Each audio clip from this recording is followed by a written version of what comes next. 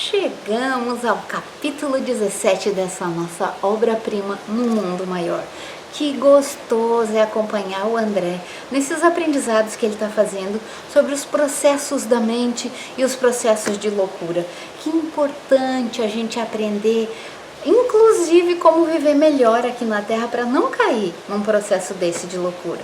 E hoje está chovendo tanto que eu quero mostrar para vocês como que ficou o meu quintal nessa chuvarada que está acontecendo. Olha só, encharcado. Pois bem, mas o André estava louco para participar de uma atividade que o Calderaro falou para ele que eles iam acompanhar, que era nas zonas abismais. Ele se preparou e chegou o dia, estava no final dessa semana, e ele estava indo, o Calderaro, lá para encontrar com a irmã Cipriana, que ela conduz esses processos de visitas a umbral. Na verdade não é só visita, né? Elas vão executar alguns trabalhos lá. E hoje o grupo era bem pequenininho, porque nessas zonas abismais, que são os umbrais mais difíceis, né? Ela conduzia só 7 pessoas, o grupo eram 7 pessoas. E quando ela viu o Calderaro se aproximando com o André, ela já se adiantou e disse: o André está pretendendo ir conosco? E o André todo faceirinho, né? Como todo estagiário. Sim, claro. E ela disse para o Calderaro: mas não será adequado? Eu, como organizadora, como a condutora desse grupo, não posso permitir que ele vá. E ele já ficou todo chateado, todo frustrado, porque ele queria ir lá ver. Ele estava só esperando, a semana inteira esperando para ir lá ver essas zonas abismais. E ela ficou preocupada. Ela disse: mas André, assim como para fazer incursões, para a gente subir, se elevar, a gente precisa ter bastante esforço, bastante tempo de dedicação ao bem, até tarefas extenuantes para fazer com que a gente suba, a gente também tem que ter um aprendizado muito grande para poder descer. E você não fez os cursos preparatórios. Você ainda não tem, como se ela dissesse para ele assim de um jeito mais gentil, você não está preparado para descer onde a gente vai. Você não tem condições emocionais de suportar o que nós vamos suportar lá nessas zonas abismais. Aí o André olhou para o Calderaro e o Calderaro disse para ela: mas irmã Cipriana, foi até o próprio Eusébio, que era o líder deles, né? O próprio Eusébio que sugeriu que o André fosse nessas zonas. E ela disse: bom, nosso amigo André, ele faz um serviço muito importante, que é informar aos encarnados que estão na crosta como sucede as atividades, como acontecem as coisas, para se preparar para vir para cá. Mas nesse caso, nós vamos em zonas muito difíceis, de penoso acesso, e o André não tem condições de nos acompanhar. Mas se o Eusébio sugeriu que ele fosse, alguma coisa há que ele vai aproveitar nessa incursão. Então vamos fazer o seguinte, que o André já estava assim, né? Como se diz: ah, não, estava esperando. Aí ela disse: então vamos fazer o seguinte, André e Calderaro, vocês dois, o Calderaro vai acompanhar o André, podem ir conosco até a primeira etapa, o primeiro estágio. E ali já ter uma noção, já ter contato com a espiritualidade que está ali, claro, né? Do umbral, né? Com a espiritualidade que está ali, o André já vai ter material para mandar para os nossos amigos encarnados. Enquanto isso, eu e a minha equipe descemos para as zonas mais densas. Aí o André ficou todo assim: posso ir? E assim foi feito, assim que decidiram ali. E ela ainda disse assim: o André não está livre das coisas que tem para fazer, assim, ela dizendo para ele, né? Ainda tem muito resgate a fazer, muita coisa para arrumar, e mesmo que o André passe essas mensagens assim tão importantes para a Terra, ele ainda tem umas coisinhas para resolver. E quem sabe Eusébio quis dizer isso, né? Porque sempre essa espiritualidade superior faz sugestões só quando tem algo a acrescentar à vida da gente. E aí o André ficou todo feliz, nem sei se ele estava prestando atenção direito. O que ele queria era poder ir junto com essa expedição lá para as zonas mais abismais. E assim foram. André disse assim: mas já fiz tanta coisa, eu já vi, enquanto ela estava falando, ele pensando nisso, né? Eu já vi chuva de faísca, lembra o fogo que limpava lá o umbral? Eu já vi essa chuva de faísca, eu já vi tanta coisa, já vi guerra no umbral, eu já vi esses grupos umbralinos falando em impropérios, eu já vi tanta coisa, por que ela não quer me deixar ir? E aí, nisso, quando ele recebe a resposta positiva, ficou todo felizinho e foram. Ele foi acompanhando. Ele falou que quando eles começaram a descer, porque a descida era íngreme, e foi claro, como ele já esperava, foi ficando mais difícil de respirar e tudo, essas coisas que a gente já sabe. Mas ele disse que quando chegaram lá, não era o que ele imaginava.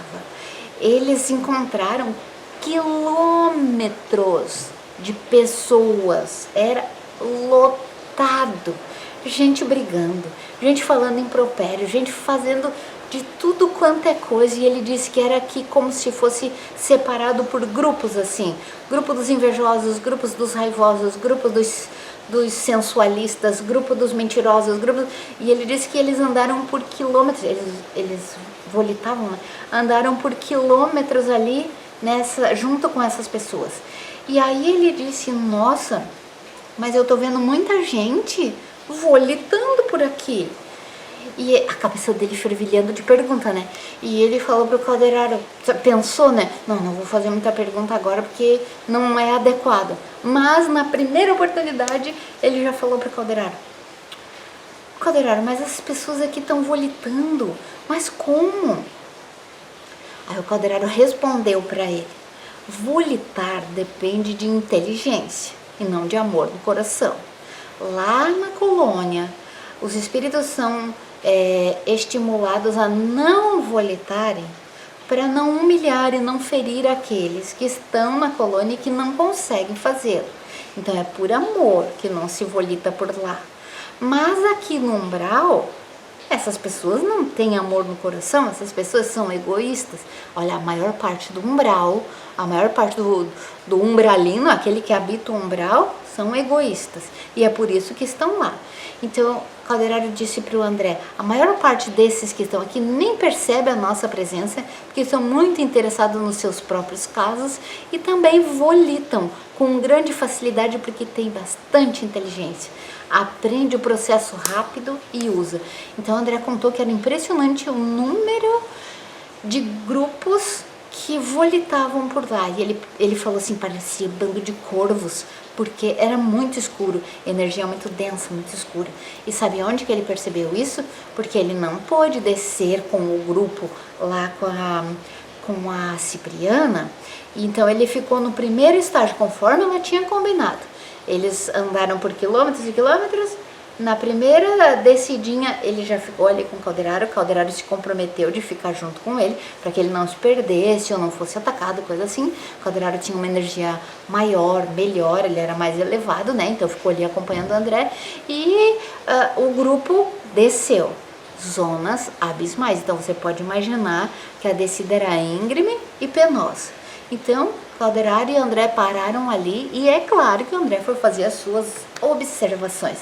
Primeiro ponto, por que eles volitam e lá na colônia não? Segundo ponto, essa gente toda parece que está separada por grupos. Sim, estavam, e eles não percebem a gente, porque ele disse que tinham ficado tranquilamente ali, só estavam ouvindo as coisas e eles passavam por um grupo e por outro, e é como se nem tivesse passado, como se eles não existissem ali. Justo por causa do egoísmo dos outros que estavam só pensando nas suas próprias coisas, nos seus próprios problemas, nas conquistas que queriam. E Caldeirado respondeu, não te pressiones, André, esses espíritos perversos, eles têm vigorosa capacidade volitiva, Eles têm imenso poder de raciocínio e manejam muito bem essas forças da natureza. Já lá na colônia, as pessoas têm muito amor no coração, mas talvez nem tanta capacidade assim de raciocínio, não tem vigorosa ação do pensamento, que lhes impede de volitar.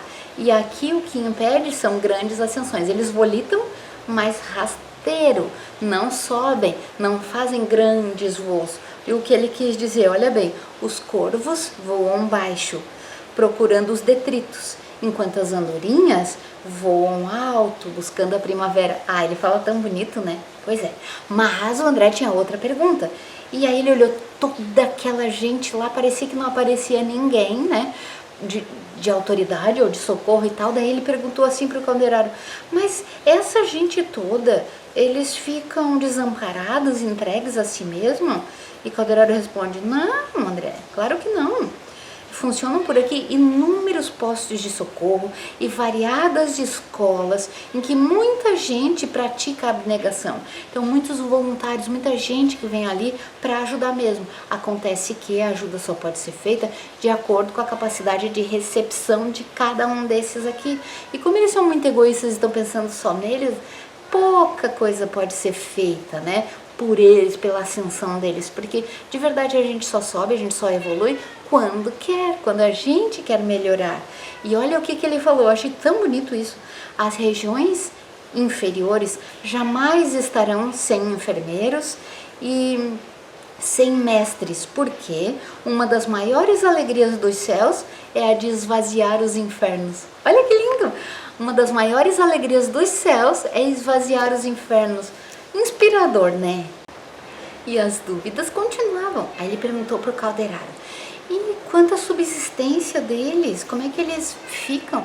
Aí o caldeirado respondeu para ele que ali funcionava como um hospital, que eles recebiam sim as condições de subsistência. E ele aproveitou e falou pro André: ah, inclusive eu queria te dizer que a visita que a gente fez lá no hospício é que eu queria te preparar para o que a gente ia encontrar aqui. Você já viu assim, esses dementados, já viu vários casos, já viu os processos de recuperação desses espíritos, né? As câmaras onde as pessoas ficam ali esperando uma melhora, ficam como múmias, ele se referiu, né? Dormindo, esperando uma melhora. Você já viu as tarefas de reajustamento, você já viu nas colônias as equipes de socorro, todo mundo ajudando os espíritos a se melhorarem, mas aqui é diferente. Aqui são verdadeiras tribos de criminosos e eles são delinquentes e eles se atraem uns aos outros de acordo com o que eles praticaram. Eles vão errando de pesadelo em pesadelo e esses obstáculos que eles criaram para a própria vida, eles continuam criando. Então lá, aqueles que já queriam uma melhora, recebem todo o atendimento nesse amor que a espiritualidade mais desenvolvida tem, essa paciência que eles têm para o auxílio. Mas ali é diferente. Ali, esses espíritos não querem auxílio nenhum, não têm a menor condição ainda de desejar o bem para si ou para os outros. Ali eles ainda estão enredados no mal, por isso que ele chamou de tribos de criminosos, porque o pensamento ainda é esse. E ele ainda completou: eles são impermeáveis ao auxílio santificante. Então não adianta, a espiritualidade está ali sim, tem os institutos e tudo mais para ajudar, tem os abnegados colaboradores, mas não adianta, eles são impermeáveis. E aí ele continua: arrancá-los do desequilíbrio que eles estão é quase que impossível. Eles têm que esperar um momento que haja alguma brecha e aí sim eles são auxiliados, resgatados e tudo mais. E como sempre, em todos esses auxílios, né, que a gente já viu em todos os livros, tudo que o André tem aprendido até agora, o auxílio vem, mas precisa da boa vontade da pessoa, de querer melhorar. E nesse tipo de umbral ali, onde a pessoa errou muito, ali é lugar onde a pessoa realmente praticou crimes graves e ainda não quis melhorar, ainda não quis fazer nada, ainda nem sentiu remorso. Ele ainda diz assim, ó: o choque da morte, sempre o choque da perda do corpo faz a pessoa se acordar, mas esses ali, nem o choque da morte adiantou. Eles continuam com aquele mesmo pensamento criminoso que tinham quando tinham o corpo, eles continuam igual ali, eles nem perceberam que eles trocaram. E mais, e conforme eles vão convivendo com os de igual pensamento, porque eles vão se agrupando assim, né? Eles vão vivendo a sua própria história, eles continuam vivendo a sua própria história e ainda passam a viver as histórias daqueles que estão acompanhando eles. Olha que loucura, gente. É como se fosse várias prisões e eles aprendendo mais o crime. Aí Calderaro diz que a forma de auxiliar ali, claro que é com amor e sabedoria, e precisa muito amor, né, e sabedoria, mas culminam sempre com as determinações de trabalho regenerador. O trabalho está sempre presente, né? Assim, para uma pessoa melhorar, para ela se erguer do que ela fez, para nós todos, né? Sempre o trabalho regenerador. E ali o que é sugerido é a reencarnação. E aí olha como o Calderaro coloca: tarefas laboriosas no seio da natureza. Então, para esses umbralinos ali, desse teor, desse nível na criminalidade, eles são convidados a reencarnar em reencarnações difíceis, normalmente no seio da natureza. Gente, me faz concluir que o povo que nasce lá no interior, bem no meio do mato, aqueles que lidam mais com a natureza, são esses umbralinos. E que, olha as conclusões que eu cheguei: quanto mais no meio do mato a pessoa nasce, mais, entre aspas, perigosa ela é. Claro, ela vem desses resquícios, ela vem desses ambientes umbralinos. Então é por isso que é muito difícil morar no interior do interior do interior. Quanto mais natureza tem, entendi que é para, como se fosse filtrar as energias desse ser que é tão difícil. Então, quanto mais na cidade ele tá, entendi assim, né? Mais fácil de conviver, quanto mais no interior, mais difícil é para depurar as energias dele mesmo, já que ele foi convidado a sair do umbral e ganhou a encarnação. Por isso que nesses interiores acontecem crimes tão hediondos que a gente nem acredita que saiu. Tu pensa que o povo lá do meio do mato, é tão simples, é tão gentil. Não é. Muitos desses que saem do umbral são convidados ao trabalho na natureza para depurar a sua própria energia. Não estou dizendo que todo mundo que está no interior tenha isso. Estou dizendo que a maioria desses que estão bem no meio do mato, que nasce lá no interior do interior do interior, tem essa característica de precisar mais da natureza para depurar a sua energia. Que louco, né? Bom, que inteligente, né? Isso. E aí ele ainda diz assim, eles ofenderam a lei, claro, toda ofensa à lei vai ter um resgate, e esse resgate é mais difícil. Então eles nascem em reencarnações pesadas, tribuladas, reencarnações sofridas, com provas amargas. E Calderaro completa assim: meu amigo, é sempre fácil fugir do caminho, difícil é fazer o retorno, né? Cada vez que a gente erra, errou ali, foi um momento, errou. O erro implica em retornar o caminho e praticar o acerto. E esse retorno é difícil. Pois bem, aí estavam vindo muitos grupos e eles estavam no meio das pessoas, e esses grupos nem nada para eles, nem viam que eles estavam ali.